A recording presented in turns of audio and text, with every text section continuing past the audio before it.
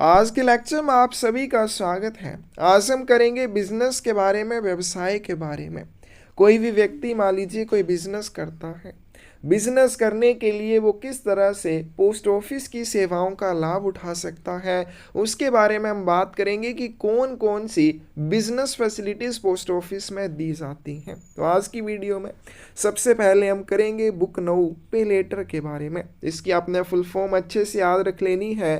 BNPL की full form क्या हो जाएगी? बुक नाउ पे लेटर, कि आप अभी बुक करें और भुगतान उस चीज़ का बाद में करें। इनके जो भी बुकिंग आपके द्वारा की जाएगी उसके लिए भुगतान आप बाद में करेंगे। बाद में मतलब ये नहीं कि बुकिंग के तुरंत बाद, कुछ समय के बाद। This facility is provided to contractual customers for speed post and business post services. Book now पे लेटर फैसिलिटी किसको दी जाती है? कॉन्ट्रैक्चुअल कस्टमर्स को दी जाती है। कॉन्ट्रैक्चुअल कस्टमर ऐसे कस्टमर जो विभाग के साथ कॉन्ट्रैक्ट करते हैं, उनको ये फैसिलिटी दी जाती है और इसके माध्यम से वो अपने स्पीड पोस्ट और बिजनेस पोस्ट आर्टिकल्स को पोस्ट कर सकते हैं। तो बुक नाउ पे लेटर फैसिलिटी कॉन्ट्रैक्चुअल कस्टमर्स को दी जाती है, वो इसके माध्यम से अपने स्पीड और बिजनेस पोस्ट आर्टिकल्स को भेज सकते हैं। Bulk customer is eligible for credit facility provided he enters into an agreement with the department. बहुत इंपॉर्टेंट टर्म बल्क कस्टमर क्या होता है, हम अभी आगे करेंगे कि बल्क कस्टमर क्या होता है। बहुत अच्छे से आपने इसको याद करना है। बल्क कस्टमर जो भी व्यक्ति होगा is eligible for credit facility, वो इस सुविधा के तहत क्रेडिट फैसिलिटी के लिए एलिजिबल होगा, लेकिन इस चीज़ के लिए उसको विभाग के साथ एग्रीमेंट करना होगा, समझौता करना होगा। जो भी बल्क कस्टमर होगा बुक नाउ पे लेटर फैसिलिटी में क्रेडिट फैसिलिटी के लिए एलिजिबल रहेगा, लेकिन इसके लिए उसे विभाग के साथ एग्रीमेंट करना होगा, समझौता करना होगा। बल्क कस्टमर होता क्या है?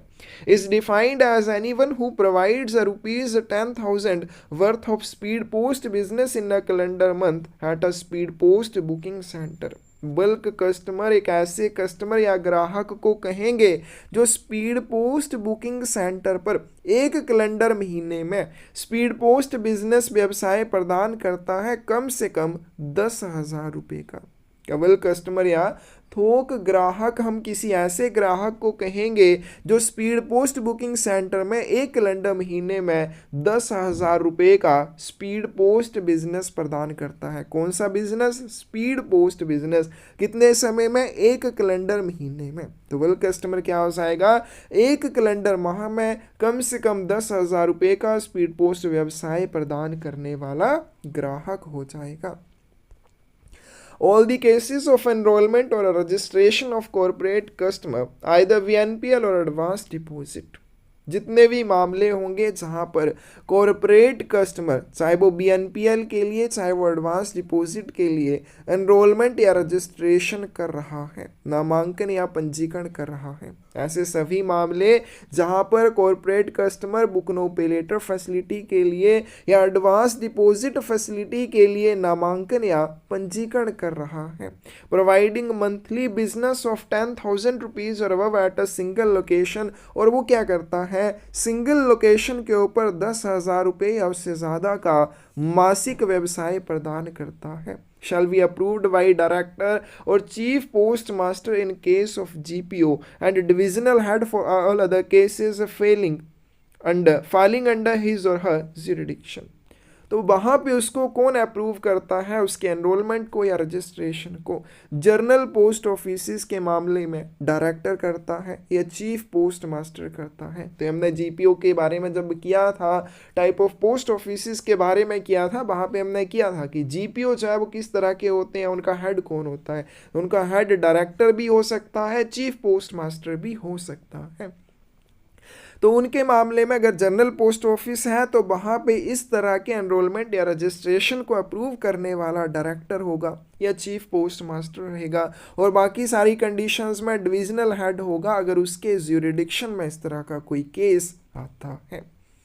तो सभी मामले जहां पे कॉरपोरेट कस्टमर बीएनपीएल फैसिलिटी के लिए एनरोलमेंट या रजिस्ट्रेशन करना चाहता है और सिंगल लोकेशन के ऊपर 10,000 रुपये या उससे ज़्यादा का बिजनेस प्रोवाइड करता है, मंथली बिजनेस देता है, तो उसके आवेदन को, उसके एनरोलमेंट या रजिस्ट्रेशन को अप्रूव किसके द्वारा किया जाएगा? जनरल पोस्ट ऑफिस के मामले में डायरेक्टर या चीफ पोस्ट मास्टर करता है और बाकी मामलों में डिविजनल हेड के द्वारा किया जाता है, यानी कि जिसके जुरिडिक्शन में आएगा उसी के द्वारा किया जाएगा। Maximum period up to which the VNPL agreement with the eligible corporate customer can be signed shall be 3 years। किसी भी कॉर्पोरेट कस्टमर के साथ BNPL एग्रीमेंट जब किया जाएगा तो 3 वर्ष की उसकी अवधि रहेगी, वैधता रहेगी, वैलिडिटी रहेगी। बहुत इंपॉर्टेंट है, आगे हम करेंगे। एक होता है आपका एनुअल बेसिस के ऊपर कॉन्ट्रैक्ट होता है, वो किसके साथ रहेगा वो हम आगे करेंगे। लेकिन जब भी किसी कॉर्पोरेट कस्टमर के साथ BNPL एग्रीमेंट किया जाएगा तो कितने वर्ष की अवधि के लिए इसको हस्ताक्षरित किया जाएगा? 3 वर्ष की अवधि के लिए। कॉर्पोरेट कस्टमर के साथ BNPL एग्रीमेंट का पीरियड क्या रहता है? 3 साल का रहता है। In case the corporate customer wishes to sign the BNPL agreement for 3 years, ऐसा कोई कॉर्पोरेट कस्टमर जो BNPL एग्रीमेंट पर 3 वर्ष की अवधि के लिए हस्ताक्षर करता है, validity of the bank guarantee shall be 39 months from the date of signing of agreement. बहुत इंपॉर्टेंट आ जाएगा ये भी कि जब भी कोई कॉर्पोरेट कस्टमर BNPL एग्रीमेंट पर हस्ताक्षर करता है 3 वर्ष की अवधि के लिए, तो जब भी BNPL सुविधा का कोई लाभ उठाएगा उसको बैंक गारंटी देनी होती है। क्योंकि आप क्या कर रहे हैं, इसमें आप अभी बुकिंग कर रहे हैं और उसका भुगतान बाद में किया जाएगा। अब मान लीजिए आप मेरी तरह बुकिंग तो कर देते हैं, आपके आर्टिकल पहुंच गए, डिलीवर हो गए, बाद में आपने उनकी बुकिंग का भुगतान नहीं किया, तो वो चार्जेस कहाँ से रिकवर किए जाएंगे? तो ऐसी स्थिति से बचने के लिए क्या होता है, कस्टमर को बैंक गारंटी देनी होती है। तो जो कॉर्पोरेट कस्टमर 3 वर्षों की अवधि के लिए BNPL एग्रीमेंट पर हस्ताक्षर करेगा उसको जो बैंक गारंटी देनी होगी वो 39 मंथ्स की देनी होगी, 39 महीनों की देनी होगी। और ये 39 मंथ जो गिने जाएंगे, कब से गिने जाएंगे?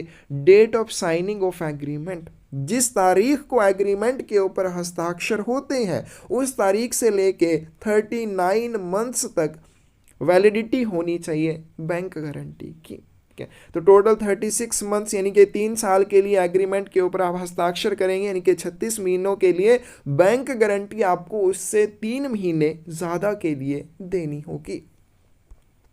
The time limit for registration of corporate customer with department shall be 2 days from the receipt of application. जब भी किसी कॉर्पोरेट कस्टमर से आवेदन प्राप्त होता है इस तरह के पंजीकरण के लिए, तो पंजीकरण की जो टाइम लिमिट रहेगी कॉर्पोरेट कस्टमर से एप्लीकेशन प्राप्त होने के 2 दिन तक रहेगी, मतलब 2 दिन के भीतर उसको पंजीकृत किया जाएगा। All the cases of customers having monthly business less than 10,000 rupees, ऐसे सभी मामले जहां पे किसी कस्टमर का मंथली बिजनेस 10,000 रुपये से कम है।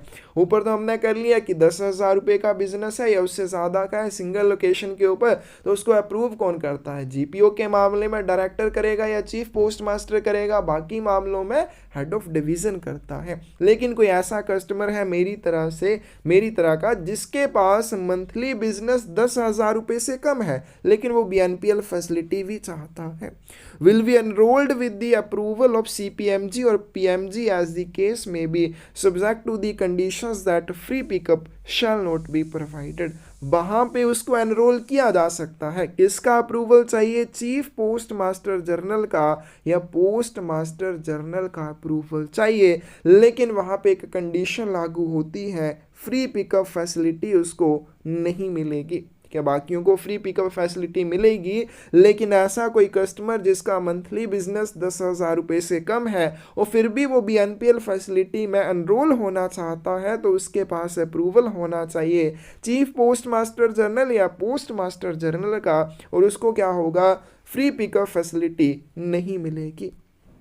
Time limit for enrollment or registration of such customers shall be 7 days of receipt of application। तो इस तरह के कस्टमर का जब आवेदन प्राप्त होगा तो आवेदन प्राप्त होने के 7 दिनों के भीतर एनरोलमेंट या रजिस्ट्रेशन कर दिया जाएगा। Eligibility for customers seeking BNPL facility with booking at multiple locations within a circle or region shall be the monthly speed post business of rupees 1 lakh and above at all the locations। ऊपर तो हमने किया कि single location के ऊपर मतलब एक ही जगह पे आपका 10,000 रुपये का स्पीड पोस्ट व्यवसाय आप प्रदान कर रही हैं। लेकिन मान लीजिए कोई भी ऐसा कस्टमर है, एक ऐसा ग्राहक है जो मल्टीपल लोकेशंस के ऊपर बुकिंग करता है, यानी कि वो एक पोस्ट ऑफिस में बुकिंग नहीं कर रहा है, वो अलग अलग पोस्ट ऑफिस में अलग अलग जगह पे बुकिंग करना चाहता है और BNPL फैसिलिटी भी उसने ले रखी है, तो वो BNPL फैसिलिटी के लिए एलिजिबल कब होगा? ये इंपॉर्टेंट आ जाएगा। जैसे हमने ऊपर किया कि सिंगल लोकेशन है तो 10,000 रुपये या उससे ज़्यादा का स्पीड पोस्ट बिजनेस है मंथली, तो उसको अप्रूव कर दिया जाएगा, एनरोल कर दिया जाएगा। लेकिन कोई भी ऐसा कस्टमर जो BNPL फैसिलिटी में जुड़ना चाहता है तो उसको मल्टीपल लोकेशंस के ऊपर अगर बुकिंग करनी है तो उसका मंथली स्पीड पोस्ट बिजनेस कम से कम 1 लाख रुपये का होना चाहिए। ये सर्कल या रीजन की बात की है। एक सर्कल या मान लीजिए एक सर्कल है, सर्कल आपको पता है हमने क्या किया था कि जैसे सबसे ऊपर हमारे सर्कल में बांटा हुआ है देश को, फिर आगे रीजन्स आते हैं, डिवीजन, सब डिवीजन आते हैं, तो वो सर्कल की या रीजन की बात की है कि मान लीजिए एक सर्कल के भीतर कोई ग्राहक अलग अलग लोकेशंस के ऊपर स्पीड पोस्ट आर्टिकल्स को पोस्ट करना चाहता है तो वो BNPL फैसिलिटी के लिए कब एलिजिबल होगा? तो अगर वो एक कैलेंडर माह में 1 लाख रुपए का स्पीड पोस्ट व्यवसाय प्रदान करता है, कहीं भी लोकेशन पे वो पोस्ट कर रहा है, सभी को मिला के टोटल मिला के मान लीजिए वो 5 जगह पे पोस्ट कर रहा है स्पीड पोस्ट आर्टिकल को, तो उन 5 जगहों पे उसके द्वारा टोटल पोस्टिंग जो की जाएगी कम से कम 1 लाख रुपए की होगी या इससे ज़्यादा की होगी, तब वो BNPL फैसिलिटी के लिए एलिजिबल रहेगा, योग्य रहेगा। तो ऊपर तो हमारे पास था सिंगल लोकेशन के लिए, ये आ जाएगा मल्टीपल लोकेशन के लिए कि एक ही सर्कल या रीजन के भीतर वो मल्टीपल लोकेशंस के ऊपर बुकिंग कर रहा है तो उसका monthly speed post business 1 lakh रुपये या उससे ज़्यादा का होना चाहिए, तब वो BNPL फैसिलिटी के लिए एलिजिबल होगा। The speed post business at all the booking locations in the circle or region shall be clubbed for calculation of discount।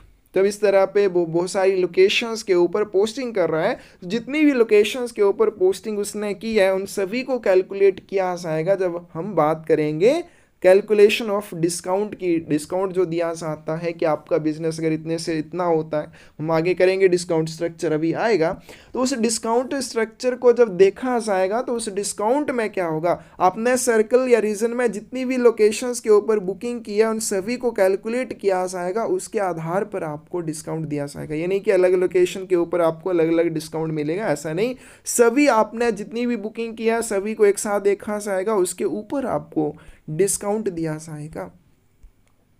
The CPMG or PMG of a respective circle or region shall be the approving authority for such cases। ऐसे मामलों में जहां multiple locations के ऊपर booking हो रही है, approval देने वाली अथॉरिटी कौन रहेगी? चीफ पोस्ट मास्टर जनरल या पोस्ट मास्टर जनरल। और एक्सेप्शनल केसेस में the limit in such cases can be revised with the approval of CPMG on case to case basis.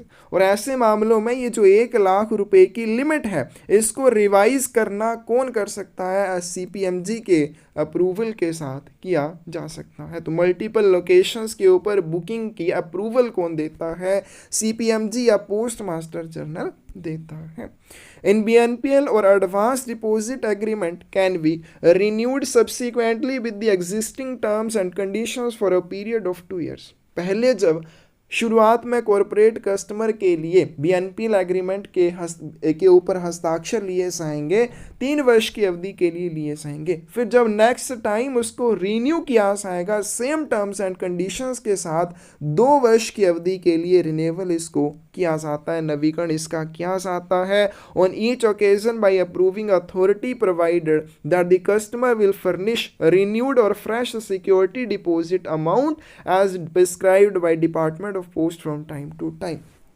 तो शुरुआत में कॉन्ट्रैक्ट के ऊपर जो हस्ताक्षर लिए जाएंगे 3 वर्ष की अवधि के लिए लिए जाएंगे, और बाद में जब उसका रिन्यूअल किया जाएगा, नवीकरण किया जाएगा, तो रिन्यूअल जो किया जाएगा वो 2 वर्ष की अवधि के लिए किया जाएगा। नेक्स्ट आते हैं BNPL और NAF, national account facility, book now pay later, national account facility. अब देखो जो हम ऊपर कर रहे थे बुक नो पे लेटर में, अभी जितना भी हमने किया वो हमने किया कि सिंगल लोकेशन है या मल्टीपल लोकेशन है, लेकिन वो एक ही सर्कल में है या रीजन में है। क्या वहाँ पे सिंगल सर्कल की बात हो रही थी, एक ही सर्कल के भीतर मल्टीपल लोकेशंस के ऊपर पोस्टिंग हो रही है। लेकिन BNPL NAF में क्या आ जाएगा, इसमें अगर आप मल्टीपल सर्कल्स में बुकिंग करते हैं, मतलब एक सर्कल में बुकिंग नहीं कर रहे हैं आप, 2 सर्कल में बुकिंग कर रहे हैं या 3 सर्कल में बुकिंग कर रहे हैं, वहाँ पे ये वाली फैसिलिटी आपको लेनी होगी।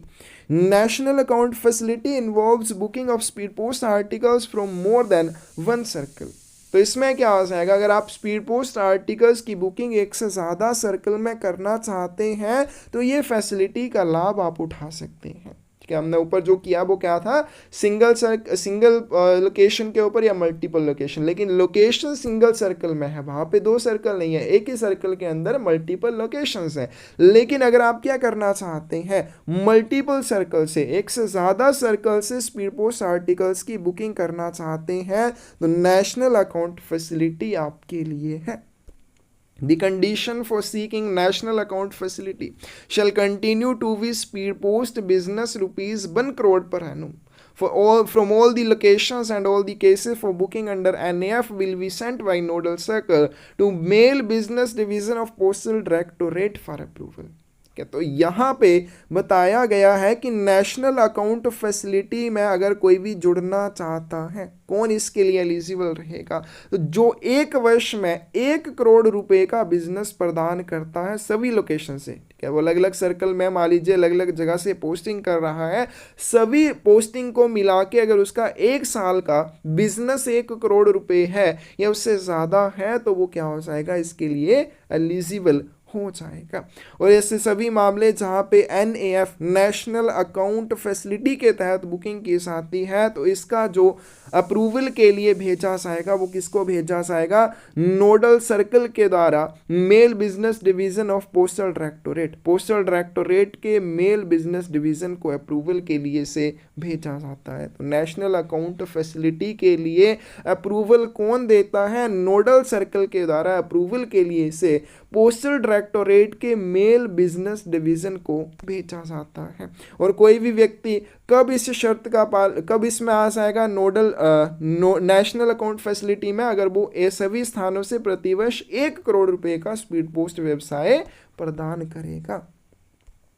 The maximum period up to which the NAF agreement with the eligible customer can be signed shall be 3 years। तो ये भी नेशनल अकाउंट फैसिलिटी एग्रीमेंट जो रहेगा, इसमें एलिजिबल कॉर्पोरेट कस्टमर जब जुड़ेगा तो उसको एग्रीमेंट के ऊपर 3 साल के लिए हस्ताक्षर करने होंगे। क्या पात्र कॉर्पोरेट ग्राहक के साथ NAF समझौते पर हस्ताक्षर करने की अधिकतम अवधि 3 वर्ष की रहेगी। In case the corporate customer wishes to sign the NAF agreement for 3 years। अगर कोई भी ग्राहक NAF एग्रीमेंट पर 3 साल के लिए हस्ताक्षर करना चाहता है, the validity of bank guarantee shall be 39 months from the date of signing the agreement. तो इसमें भी क्या रहेगा, बैंक गारंटी जो देनी होगी वो 39 months की देनी होगी, और ये 39 मंथ गिने कब से जाएंगे, साइनिंग ऑफ एग्रीमेंट डेट, जिस डेट को आपने एग्रीमेंट या समझौते के ऊपर हस्ताक्षर किए उस डेट से 39 मंथ की आपको गारंटी देनी होगी। The NAF agreement can be renewed subsequently with existing terms and conditions for a period of 2 years on each occasion by CPMG of nodal circle under intimation to mail business।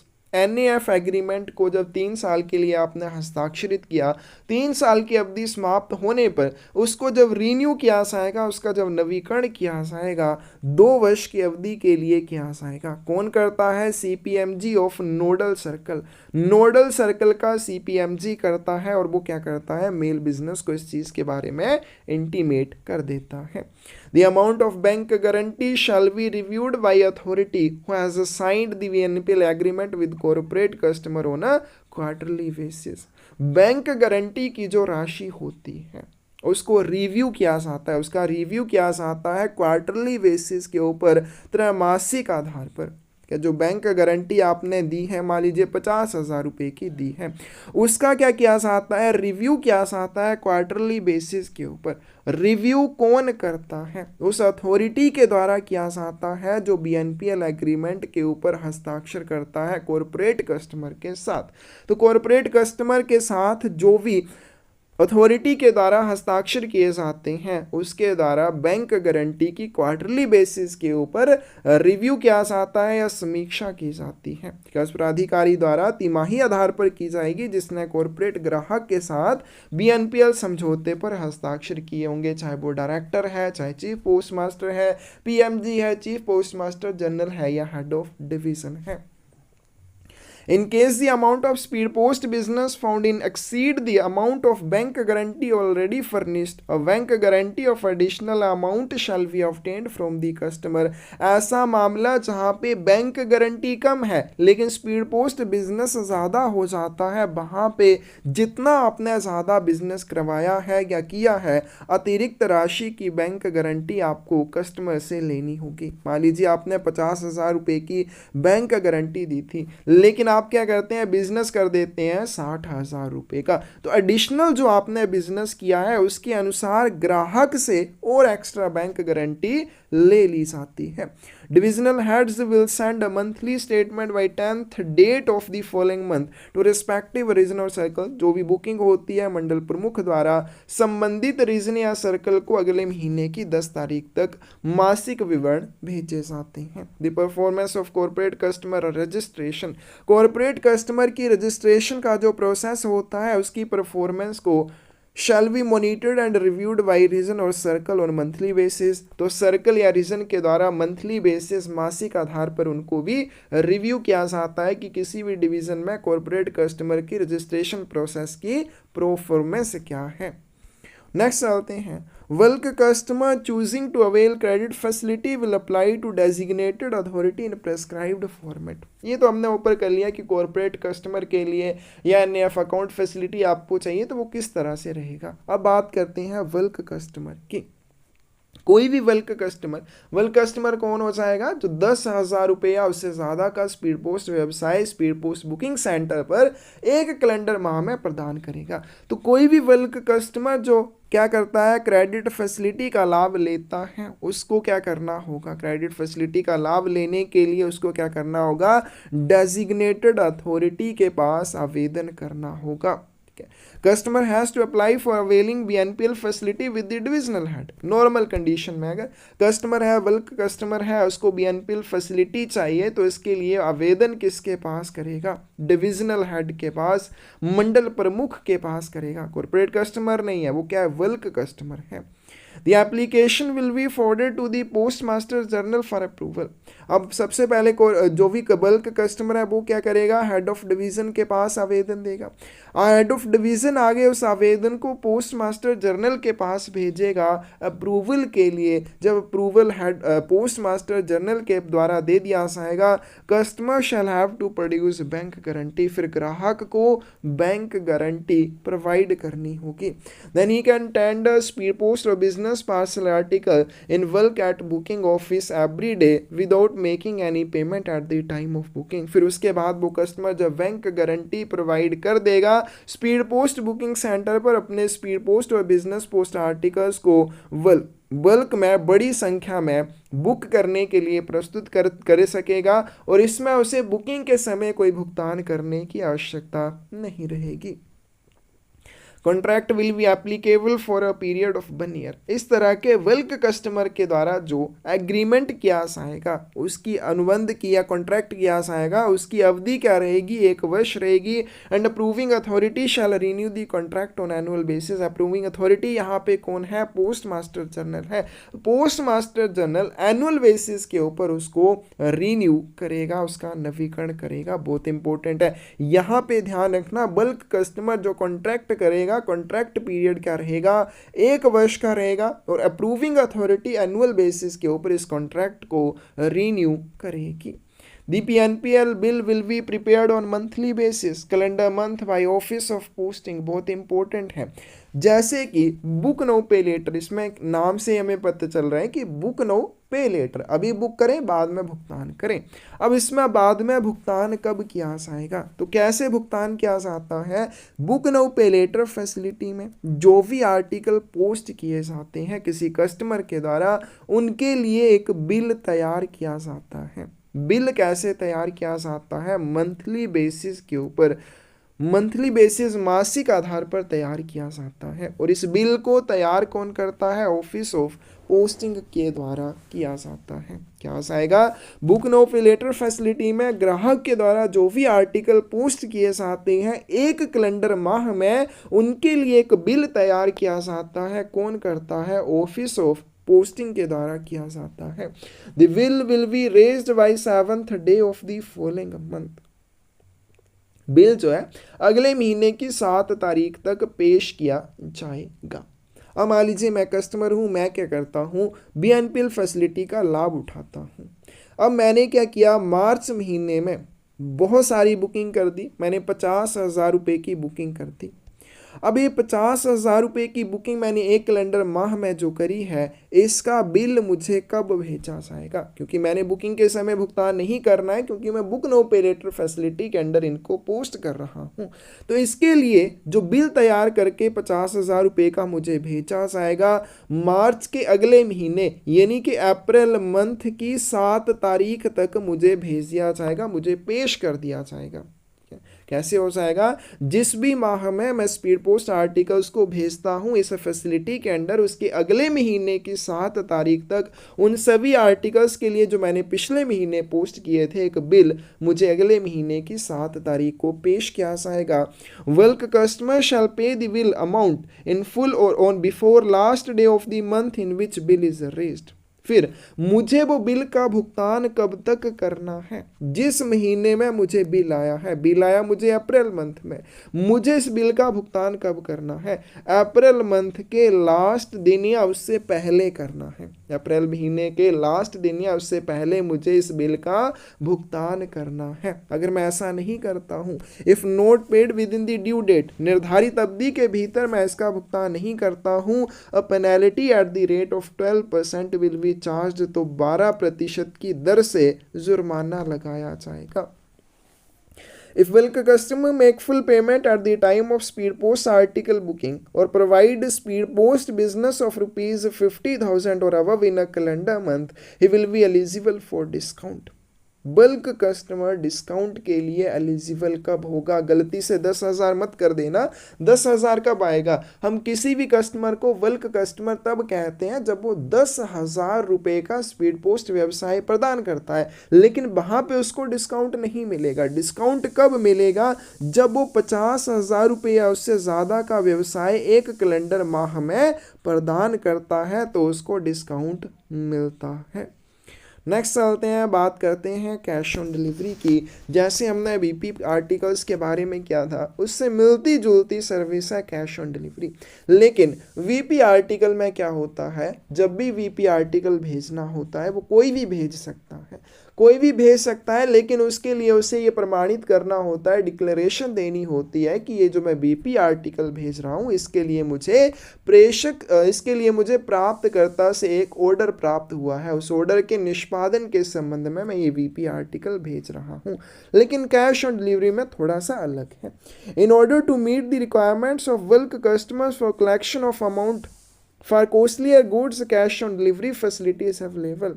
तो ये cash on delivery सुविधा किसके लिए है, bulk customers के लिए। अब सभी के लिए ये सुविधा नहीं है, अगर आपने भेजना है तो आप BP का यूज़ कर सकते हैं, लेकिन कैश ऑन डिलीवरी होती है बल्क कस्टमर्स के लिए, थोक ग्राहकों के लिए। क्या होती है, ये अपना कीमती सामान भेजते हैं और कीमती सामान के वितरण के समय राशि का उस कीमती सामान के लिए संग्रह किया जाता है। This service provides collection of amount up to 50,000 rupees at the time of delivery of consignment. इस सेवा में जो आपको कैश ऑन डिलीवरी आर्टिकल भेजना है, उसमें मैक्सिमम डिलीवरी के टाइम 50,000 रुपये की राशि का संग्रह किया जा सकता है। यानी कि 50,000 रुपये तक का कोई भी सामान या उससे ज़्यादा का भी आप भेजिए, वो आपकी मर्जी है, लेकिन मैक्सिमम 50,000 रुपये की राशि कैश ऑन डिलीवरी आर्टिकल के वितरण के समय प्राप्त की जा सकती है, एकत्र की जा सकती है। Cash on delivery facility is available to business parcel, express parcel और speed post customers. Cash on delivery facility किसके लिए है? बिजनेस पार्सल, एक्सप्रेस पार्सल और स्पीड पोस्ट, मतलब ये सारी चीज़ें आप इसके माध्यम से भेज सकते हैं। बिजनेस पार्सल, एक्सप्रेस पार्सल और speed post article cash on delivery के माध्यम से भेजे जा सकते हैं।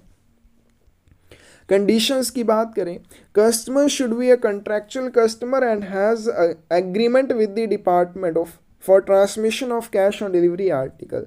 कस्टमर कॉन्ट्रैक्चुअल कस्टमर होना चाहिए, विभाग के साथ उसका समझौता होना चाहिए, वो संविदात्मक ग्राहक होना चाहिए और इसके लिए उसे विभाग के साथ समझौता करना पड़ेगा कैश ऑन डिलीवरी आर्टिकल्स के प्रसारण के लिए। Amount specified for recovery from addressee for COD article shall not exceed 50,000 rupees। Cash on delivery article के ऊपर प्राप्तकर्ता से मैक्सिमम 50,000 रुपये की राशि रिकवर की जा सकती है and shall not include a fraction of rupees, और इसमें फ्रैक्शन नहीं होनी चाहिए रुपीज़ की। मतलब कि जैसे मैं 500 रुपये का COD आर्टिकल भेज सकता हूँ लेकिन 500 रुपये 50 पैसे का नहीं भेज सकता हूँ, क्योंकि इसमें क्या आ गई, 1 रुपये की फ्रैक्शन आ गई। फ्रैक्शन नहीं होनी चाहिए, फुल रुपीज़ में अमाउंट होनी चाहिए। Such articles do not contain coupons, tickets, certificates or introductions designed for the sale of goods which is known as snowball system।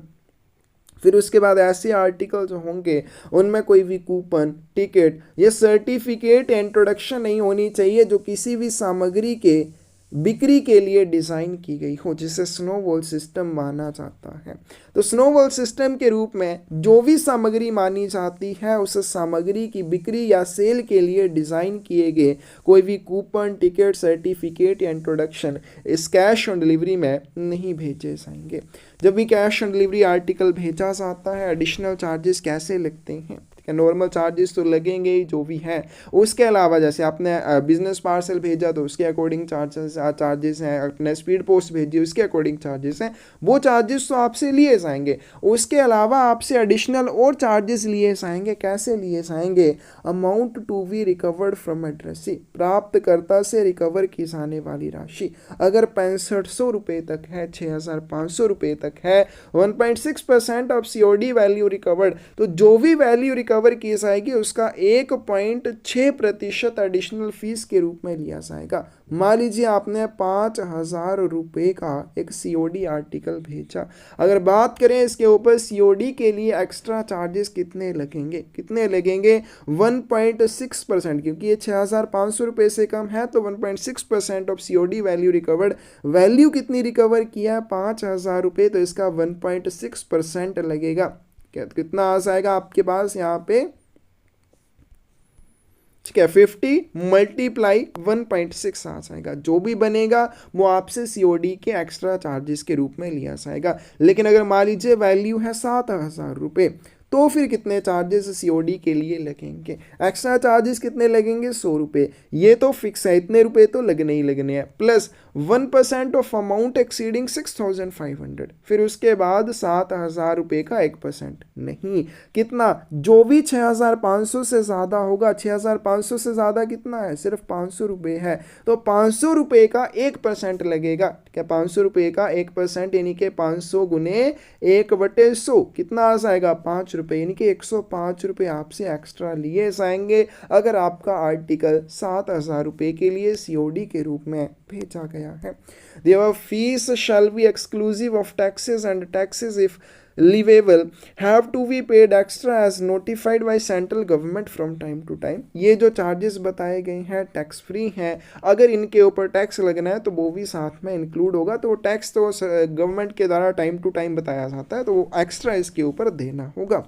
Insurance of cash on delivery articles shall not be compulsorily irrespective of amount of recovery from addressee। जैसे VP article के मामले में किया था कि अगर राशि 1,500 रुपये से ज़्यादा रिकवर की जानी है तो वहाँ पे इंश्योरेंस कंपलसरी हो जाती है, लेकिन COD आर्टिकल के मामले में ऐसा नहीं है। जितनी मर्जी राशि रिकवर की जानी हो, इंश्योरेंस कंपलसरी नहीं है। करवाना चाहते हैं तो करवा सकते हैं, ज़बरदस्ती नहीं है। Amount recovered from addressee on cash on delivery on delivery of COD articles will be remitted to sender through e payment. जैसे वैल्यू पेबल आर्टिकल में जब प्राप्तकर्ता से राशि एकत्र की जाती है तो वो कैसे भेजी जाती है सेंडर को, VPMO value payable money order के माध्यम से। कैश ऑन डिलीवरी आर्टिकल में जो अमाउंट रिकवर की जाती है COD आर्टिकल के ऊपर वो ई पेमेंट के माध्यम से सेंडर को भेजी जाती है। अब ये ई पेमेंट क्या चीज़ होती है नेक्स्ट वीडियो में आएगा। बेनिफिट्स की बात करें, COD के बेनिफिट क्या हैं? Fast, safe and economical solution of collection of amount of goods at the time of its delivery and its remittance to sender. Delivery के समय माल की राशि एकत्रित करने और प्रेषक को भेजने का तेज, सुरक्षित और किफ़ायती समाधान है। Insurance of cash on delivery articles shall not be compulsorily irrespective of amount of recovery from addressee. इसमें इंश्योरेंस की ज़रूरत नहीं होती है चाहे वसूल की जाने वाली राशि कितनी भी हो। Amount recovered from addressee on delivery of such article by post shall be remitted to the sender through e payment. इसमें जो भी राशि एकत्र की जाएगी डिलीवरी के समय उसको सेंडर को ई पेमेंट के माध्यम से भेजा जाएगा। एड्रेस स्पेसिफिक डिलीवरी, ये क्या चीज़ होती है? कुछ आर्टिकल होते हैं एड्रेसी स्पेसिफिक। वो कौन से आर्टिकल हैं? वो रजिस्टर्ड आर्टिकल हैं, पंजीकृत लेख हैं। एड्रेसी स्पेसिफिक का क्या अर्थ हो जाता है? ऐसा आर्टिकल जो आपने सिर्फ उस आर्टिकल के प्राप्तकर्ता को देना है, आप उसको किसी अन्य व्यक्ति को नहीं सौंपेंगे। क्या रजिस्टर्ड आर्टिकल क्या हो जाएंगे? ऐसे व्यक्ति जिस व्यक्ति को भेजे जाते हैं उसी व्यक्ति को आपने उनका वितरण करना है, ये हो जाएंगे एड्रेसी स्पेसिफिक, प्राप्तकर्ता विशिष्ट। एड्रेस स्पेसिफिक क्या होता है? एड्रेस के ऊपर जो भी मिले उसको आप वितरित कर सकते हैं। उसमें स्पीड पोस्ट है कि घर के ऊपर आप गए, रिश्तेदार हैं, घर वाले हैं, कोई भी मिला उसको आप ब्लड रिलेशन में डिलीवरी दे सकते हैं। लेकिन एड्रेसी स्पेसिफिक में सिर्फ एड्रेसी को डिलीवरी देनी है। तो ये एड्रेस स्पेसिफिक डिलीवरी है। कैश ऑन डिलीवरी में मतलब कि एड्रेस के ऊपर आप किसी भी आर्टिकल, ये वाले आर्टिकल को वितरित कर सकते हैं चाहे वहाँ पे कोई भी हो। आपने अमाउंट रिकवर की और आर्टिकल दिया और आप आ गए। Compensation policy for delayed delivery of cash on delivery consignment or in case of loss, damage or abstraction will be same as case of express parcel, business parcel और speed post। और cash on delivery article में जो आपको compensation या मुआवजा दिया जाता है वो कैसे दिया जाता है? जो एक्सप्रेस पार्सल, बिजनेस पार्सल या स्पीड पोस्ट के लिए हम ऑलरेडी कर चुके हैं, क्योंकि आप कैश ऑन डिलीवरी भेजना चाहते हैं तो एक्सप्रेस पार्सल या बिजनेस पार्सल या स्पीड पोस्ट कुछ भी भेज सकते हैं। आपने स्पीड पोस्ट के रूप में इसको भेजा तो इसके पहुंचने में अगर देरी होती है तो मुआवजा आपको कैसे दिया जाएगा? जो स्पीड पोस्ट के लिए मिलता है। अगर इसको कोई लॉस होता है, डैमेज या एब्स्ट्रैक्शन होती है तो भी आपको स्पीड पोस्ट वाला मुआवजा मिलेगा। एक्सप्रेस पार्सल के रूप में भेजा है तो इसके अनुसार मुआवजा मिलेगा। बिजनेस पार्सल के रूप में भेजा है तो इसके अनुसार आपको मुआवजा मिलेगा। नेक्स्ट आते हैं स्पीड पोस्ट डिस्काउंट स्ट्रक्चर की बात करते हैं। बहुत इंपॉर्टेंट है, बहुत अच्छे से आपको याद करना है। मंथली स्पीड पोस्ट बिजनेस और डिस्काउंट। अगर कोई भी व्यक्ति मंथली 50,001 रुपये से लेके 5 लाख रुपए तक का स्पीड पोस्ट व्यवसाय प्रदान करे 10% का डिस्काउंट उसे मिलेगा। उसके बाद 5 लाख से लेके 25 लाख रुपए तक का अगर कोई बिजनेस देता है 15% का डिस्काउंट। 25 लाख रुपए से लेके 1 करोड़ रुपए तक के बिजनेस पर 20% का डिस्काउंट। 1 करोड़ से लेके 5 करोड़ तक 25% का और 5 करोड़ से ज़्यादा का 5 करोड़ से ज़्यादा का व्यवसाय होने पर 30% का डिस्काउंट मिलेगा। ऑलरेडी कर चुके हैं। स्पीड पोस्ट के वॉक इन कस्टमर को जो कभी कभार मेरी तरह पोस्टिंग करने चाहते हैं, डेली रेवेन्यू अगर उनका 2,000 रुपये से लेके 1 लाख रुपए तक का है 5% डिस्काउंट, 1 लाख रुपए से ज़्यादा का है तो 10% का डिस्काउंट मिलेगा। 1% additional discount to those customers who either avail advance deposit facility or make payment at time of booking। उन ग्राहकों को 1% अतिरिक्त छूट दी जाएगी जिन्हें या तो अग्रिम जमा सुविधा का लाभ प्राप्त है या वो बुकिंग के समय ही भुगतान कर देते हैं। BNPL book now pay letter facility में क्या आ जाएगा आपके पास? 1% एडिशनल डिस्काउंट उन कस्टमर्स को या ग्राहकों को दिया जाएगा एडवांस डिपॉजिट फैसिलिटी का जो लाभ उठा रहे हैं या वो क्या करते हैं बुकिंग के समय ही भुगतान कर देते हैं। वो BNPL में जैसे होता है बाद में भुगतान करना है, बाद में भुगतान करने की बजाय वो बुकिंग के समय ही भुगतान कर देते हैं। 1% एडिशनल डिस्काउंट उनको मिल जाएगा। 2% additional discount for customers having monthly revenue more than 25 lakh who either avail advance deposit facility or make payment at the time of booking. 2% additional discount उन कस्टमर्स को, ग्राहकों को दिया जाएगा जिनका मंथली रेवेन्यू 25 लाख रुपए से ज़्यादा है और साथ में अब वो क्या करते हैं, एडवांस डिपॉजिट फैसिलिटी का लाभ उठाते हैं या फिर बुकिंग के समय भुगतान कर देते हैं। 25 लाख रुपए से कम का बिजनेस देते हैं तो 1% का एडिशनल डिस्काउंट, कब, जब वो एडवांस डिपॉजिट फैसिलिटी का लाभ उठा रहे हैं या बुकिंग के समय भुगतान करते हैं। 2% एडिशनल डिस्काउंट दिया जाएगा अगर उनका मंथली रेवेन्यू 25 लाख रुपए से ज़्यादा है और वो एडवांस डिपॉजिट फैसिलिटी या बुकिंग के समय भुगतान कर देते हैं। Booking data is to be made available to booking office in electronic format as prescribed. Booking data booking कार्यालय में निर्धारित इलेक्ट्रॉनिक प्रारूप में उपलब्ध करवाया जाना चाहिए। जो भी आर्टिकल बुक कर रहे हैं उनके लिए जो बुकिंग डाटा आपने देना है वो इलेक्ट्रॉनिक फॉर्मेट में होना चाहिए। अगर ऐसा नहीं होता है, in case booking data received with the paper manifest only, booking data सिर्फ पेपर मैनिफेस्ट में मिलता है, सॉफ्ट कॉपी में अगर नहीं मिलता है तो मिलने वाला डिस्काउंट आपको आधा हो जाएगा, वो आधा ही मिलेगा। नेक्स्ट चलते हैं bill mail service. Bill mail service क्या होती है? Communications in the nature of financial statements, bills, monthly account bills और any such other items of similar nature. ऐसा संचार जिसकी प्रकृति कैसी हो, financial statements, bills, monthly account bills या इसी तरह की और सिमिलर आइटम वाली हो। ऐसी आपकी कोई भी संचार, ऐसा कोई भी कम्युनिकेशन जिसकी प्रकृति financial statements, bill, monthly account bill या इसी तरह की कुछ और हो, उसको हम क्या कहेंगे? बिल मेल सर्विस कहेंगे। Posted by a service provided to customers at least once in 90 days. इस सेवा में कम से कम एक बार ग्राहकों को डाक भेजी जाती है सर्विस प्रोवाइडर के द्वारा। Bill mail service does not include communication in nature of letter mail or having personal communication or exclusive commercial publicity material. Bill mail service में कोई भी संचार नहीं होना चाहिए। तो भी यहाँ पे बात की कि ऐसा संचार होगा, लेकिन कोई भी ऐसा संचार नहीं होना चाहिए जिसकी प्रकृति पत्र डाक जैसी हो या जिसमें व्यक्तिगत संचार जैसा कुछ हो या जिसमें एक्सक्लूसिव कमर्शियल पब्लिसिटी मटेरियल हो, विशेष वाणिज्यिक प्रचार सामग्री हो। ऐसा कम्युनिकेशन नहीं होना चाहिए। फिर कैसा होना चाहिए? जिसकी प्रकृति फाइनेंशियल स्टेटमेंट, बिल या मंथली बिल्स की हो। आगे बात करते हैं इसमें चार्जेस कैसे लगते हैं। नहीं, चार्जेस नहीं है। इन कलेक्शंस आर परमिटेड एट ₹0.25 पर इंसर्टन, प्रति प्रविष्टि 0.25 रुपये पर अंतर्वेशन की अनुमति रहेगी। Envelope or cover should be superscribed with bill mail service in bold letter at the top middle of the address portion.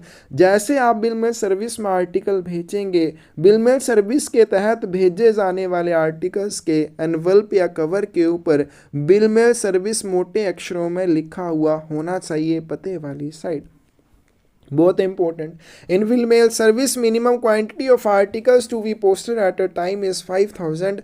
Bill mail सेवा के तहत जो आर्टिकल आप पोस्ट करेंगे, पोस्ट करने के लिए क्वांटिटी कितनी रहेगी? 5000। बिल मेल सेवा के तहत एक बार में पोस्ट किए जाने वाले लेखों की न्यूनतम संख्या 5000 रहेगी। पोस्टेज चार्जेस की बात करें तो अप टू 50 ग्राम्स, 50 ग्राम तक 3 रुपये, एडिशनल 50 ग्राम या उसकी फ्रैक्शन के लिए 2 रुपये लिए जाते हैं। Customer is required to hand over bill mail articles which is fully sorted pin code wise and bundled delivery post office wise at the identified post offices। Bill mail service article आपने पूरी तरह से छंटाई करके लाने हैं, बिना छांटे नहीं लाने। और छंटाई कैसे की जाएगी? Pin code wise, pin code के अनुसार उनकी छंटाई की होनी चाहिए और बंडल उनके बने होने चाहिए। और उनकी डिलीवरी कैसे की जाती है? आइडेंटिफाइड पोस्ट ऑफिस के द्वारा। डिलीवरी पोस्ट ऑफिस जो है उनमें तो क्या हो जाएगा कि आपने जो बिल मेल सर्विस में आर्टिकल पोस्ट करने के लिए लाने हैं, फुली सॉर्टेड होने चाहिए पिन कोड वाइज और बंडल उनके बने होने चाहिए। कैसे होने चाहिए? डिलीवरी पोस्ट ऑफिस वाइज होने चाहिए, ताकि उनका आइडेंटिफाइड पोस्ट ऑफिस या निर्धारित डाकघरों के द्वारा वितरण किया जा सके। There is no credit facility, इसमें क्रेडिट फैसिलिटी नहीं मिलती है। Articles deliverable within a city or district is accepted under bill mail service. Bill mail service office में कौन से आर्टिकल एक्सेप्ट किए जाते हैं? ऐसे आर्टिकल जो एक ही सिटी या डिस्ट्रिक्ट के भीतर वितरित किए जाने हों, नेशनल बिल मेल सर्विस के तहत, नेशनल नहीं सिर्फ बिल मेल सर्विस के तहत उनको स्वीकार किया जाता है। Bill mail service aims at dispatching the bundles directly to delivery office without the intervention of sorting in between. Bill mail service का क्या उद्देश्य है कि जो भी बंडल इस सेवा के माध्यम से भेजे जाएं वो सीधे डिलीवरी पोस्ट ऑफिस में पहुंच जाएं, रास्ते में उनकी कहीं भी छंटाई ना हो, उनको कहीं भी छांटना ना पड़े, कोई उनके साथ हस्तक्षेप ना हो, वो जहां से भेजे डायरेक्टली अपने डेस्टिनेशन पोस्ट ऑफिस को चले जाएं, बीच में उनकी छंटाई ना करनी पड़े। BMS should have an exclusive commercial publicity item but advertisement is allowed. तो इसमें क्या नहीं होना चाहिए? एक्सक्लूसिव कमर्शियल पब्लिसिटी मटीरियल नहीं होना चाहिए, लेकिन एडवर्टाइजमेंट की अनुमति होती है। इसमें विशेष वाणिज्यिक प्रचार वस्तुएं नहीं होनी चाहिए, लेकिन विज्ञापन की अनुमति आपको बिल मेल सर्विस में रहती है। नेक्स्ट चलते हैं national bill mail service. National bill mail service क्या है? तो ये बिल मेल सर्विस की बड़ी बहन है। This service is meant for destinations other than the local ones served by serviced by bill mail service. Bill mail service के द्वारा एक सिटी या डिस्ट्रिक्ट के भीतर सेवाएं दी जाती हैं। उसके अलावा अगर आपने अदर कहीं के लिए आर्टिकल भेजने हैं तो आप नेशनल बिल मेल सर्विस का यूज़ कर सकते हैं। National bill mail service articles are accepted at bill mail service centre. National bill mail service article कहाँ पे एक्सेप्ट किए जाते हैं? बिल मेल सर्विस सेंटर पे, जहाँ पे bill mail service article accept किए जाएंगे पोस्ट करने के लिए, वहीं पर नेशनल बिल मेल आर्टिकल भी एक्सेप्ट किए जाते हैं। Articles have to be submitted in pin code wise bundle. इसमें भी आर्टिकल जो आप सबमिट करेंगे वो पिन कोड वाइज करने हैं, बंडल बना के करने हैं। Minimum quantity to be posted is 10,000 at a time. Bill mail service में एक बार में पोस्ट करने के लिए कम से कम 5,000 आर्टिकल होने चाहिए, और नेशनल बिल मेल सर्विस में पोस्ट करने के लिए कम से कम 10,000 आर्टिकल एक बार में होने चाहिए। Under this service the articles can be sent to any destination in India. इस सर्विस में आर्टिकल आप भारत में किसी भी जगह के लिए भेज सकते हैं, और बिल मेल सर्विस में विद इन अ सिटी और विद इन अ डिस्ट्रिक्ट भेजे जाएंगे। This articles will be treated as first class articles. National bill mail service के तहत भेजे जाने वाले लेखों को फर्स्ट क्लास आर्टिकल्स की तरह ट्रीट किया जाता है और इनको एयर ट्रांसमिशन दिया जाता है। टैरिफ की बात करें 50 ग्राम तक 5 रुपए, फॉर एवरी एडिशनल 50 ग्राम और पार्ट देयर ऑफ, उसके बाद एडिशनल 50 ग्राम या उसके हिस्से के लिए 2 रुपए।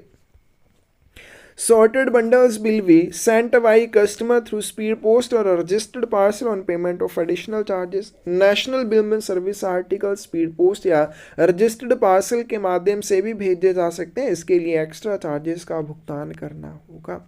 नेक्स्ट चलते हैं डायरेक्ट पोस्ट की बात करते हैं। Definition, printed matter. Direct post क्या होती है? प्रिंटेड मैटर होता है, usually carrying a sales message और अनाउंसमेंट। इसमें सेल मैसेज या कोई अनाउंसमेंट हो सकती है, कोई भी घोषणा हो सकती है। Designed to elicit response from a carefully selected customer or business market. Business market या सिलेक्टेड कस्टमर से एक रिस्पॉन्स प्राप्त करने के लिए इसको डिज़ाइन किया जाता है। Is the most potent medium for direct advertisement. प्रत्यक्ष विज्ञापन के लिए सबसे अच्छा माध्यम माना जाता है।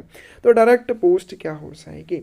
ध्यानपूर्वक चयनित उपभोक्ता और व्यावसायिक बाजार से प्रतिक्रिया प्राप्त करने के लिए कि किसी भी चीज़ के संबंध में व्यावसायिक बाजार की या उपभोक्ता की क्या प्रक्रिया है, उसको जानने के लिए डिज़ाइन किया हुआ एक प्रिंटेड मैटर या मुद्रित लेख होता है जिसमें कोई बिक्री संदेश या घोषणा होती है। Direct mail can be both addressed as well as unaddressed. ये मैंने क्या बनाया? Direct mail. डायरेक्ट मेल दो तरह की होती है। एक ऐसी मेल जिसमें पते होते हैं, एड्रेस होते हैं, वो किस में आएगी? डायरेक्ट मेल में आएगी। एक बिना पते वाले होते हैं, वो भी डायरेक्ट मेल में आते हैं। जो बिना पते वाले आर्टिकल होते हैं डायरेक्ट मेल में, उनको क्या कहा जाता है? डायरेक्ट पोस्ट कहा जाता है। तो डायरेक्ट पोस्ट क्या हो जाएंगे? डायरेक्ट मेल के ऐसे आर्टिकल हो जाएंगे जिनमें कोई भी एड्रेस नहीं होता है। तो डायरेक्ट मेल दो तरह की होती है, संबोधित और गैर संबोधित। Direct post is unaddressed component of direct mail. Direct post जो होती है वो डायरेक्ट मेल का अनएड्रेस्ड बिना पते वाला घटक होती है। एंड वुड कंप्राइज ऑफ, और इसमें क्या क्या शामिल है? अनएड्रेस्ड पोस्टल आर्टिकल, बिना पते वाले लेख शामिल हैं, जैसे लेटर है, कार्ड है, brochure, questionnaires, pamphlets, sample, promotional items like CDs, pen drives, cassettes etcetera, coupons, posters, mailers or any other form of printed communication that is not prohibited by Indian Post Office Act 1898 or Indian Post Office Rule 1933। इसमें क्या हो सकते हैं? बिना पते वाले। क्या ऐसे आर्टिकल होंगे जिनमें कोई एड्रेस नहीं होगा? वो लेटर हो सकते हैं, कार्ड है, ब्रोशर, क्वेश्चनरीज, पैम्पलेट, इस तरह का कोई भी सामान हो सकता है, लेकिन उसमें कोई भी एड्रेस नहीं होना चाहिए। Direct post has been introduced by department of post on 2 June 2005। Direct post की शुरुआत 2 जून 2005 को हुई। Conditions for availing direct post, direct post का लाभ उठाने के लिए क्या क्या शर्तें हैं? Only unaddressed postal articles should be posted. इसमें आर्टिकल जो पोस्ट किए जाएंगे वो बिना पते वाले होने चाहिए। A minimum quantity of 1000 pieces can be accepted under the direct post. Direct post में आर्टिकल जब पोस्ट किए जाएंगे तो उनकी मिनिमम क्वांटिटी कितनी होनी चाहिए? 1000 होनी चाहिए। बिल मेल सर्विस में 5000, नेशनल बिल मेल सर्विस में 10,000, डायरेक्ट पोस्ट में 1000। They do not exceed the length and width of an A3 size paper. इसमें इनकी जो लंबाई और चौड़ाई है A3 साइज के पेपर से ज़्यादा नहीं होनी चाहिए। A4 साइज पेपर तो आपने देखा होगा, उससे थोड़ा बड़ा साइज A3 साइज पेपर होता है, उससे ज़्यादा इसकी लंबाई या चौड़ाई नहीं होनी चाहिए। Direct post articles will wear no name और एड्रेस ऑन द कम्युनिकेशन। इसमें जो भी संचार भेजा जाएगा उसके ऊपर किसी का नाम या पता नहीं होगा। These will be accepted in bulk in designated offices. इनको निर्धारित डाक घरों में, कार्यालयों में बल्क में एक्सेप्ट किया जाएगा, लेकिन इनको कभी भी लेटर बॉक्सेस में आपने पोस्ट नहीं करना है। In case of articles meant for delivery in other town, अन्य किसी टाउन में डिलीवर किए जाने वाले डायरेक्ट पोस्ट आर्टिकल्स को कैसे एक्सेप्ट किया जाता है? पिन कोड वाइज बंडल्स में किया जाता है। The price for direct post article, direct post articles के लिए क्या प्राइस है? Price of 1 direct post article, एक डायरेक्ट पोस्ट आर्टिकल के ऊपर क्या चार्जेस लगेंगे? अगर लोकल इंटर सिटी के लिए है तो पहले 20 ग्राम के ऊपर, लोकल के लिए ₹1.50, इंटर सिटी के लिए क्या लिए जाएंगे आपके पास? ₹2 लिए जाएंगे। फिर उसके बाद जो भी एडिशनल आएंगे, चाहे इंटर सिटी के लिए चाहे लोकल के लिए, ₹1 लिया जाएगा हर एक एडिशनल 20 ग्राम के ऊपर। तो पहले 20 ग्राम के ऊपर अगर लोकल है तो ₹1.5, अगर इंटर सिटी है तो ₹2, फिर आगे जो भी 20 ग्राम आते जाएंगे उसके ऊपर ₹1, चाहे वो लोकल है चाहे वो इंटर सिटी है। कमीशन और डिस्काउंट की बात करें, भैया direct post articles are tendered in quantities of over 50,000, discount to sender और commission to be concerned advertising agency of 5% would be admissible. तो जहाँ पे 50,000 रुपये के से ज़्यादा की वैल्यू के डायरेक्ट पोस्ट आर्टिकल पोस्ट किए जाते हैं, वहाँ पे 5% का कमीशन दिया जाता है।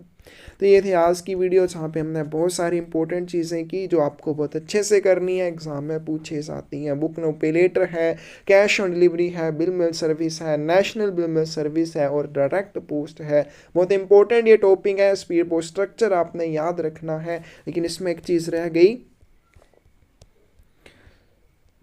स्पीड पोस्ट डिस्काउंट स्ट्रक्चर में अगर एक चीज़ इंपॉर्टेंट जो आपको याद रखनी है कि इसमें जो मैक्सिमम डिस्काउंट दिया जाता है वो 30% नहीं है, 32% है। वो कैसे? थोड़ा सा इसको आप समझ लीजिए कि मान लीजिए कोई भी कस्टमर जब 25 लाख रुपए से ज़्यादा का व्यवसाय प्रदान करेगा, उसको क्या मिलेगा?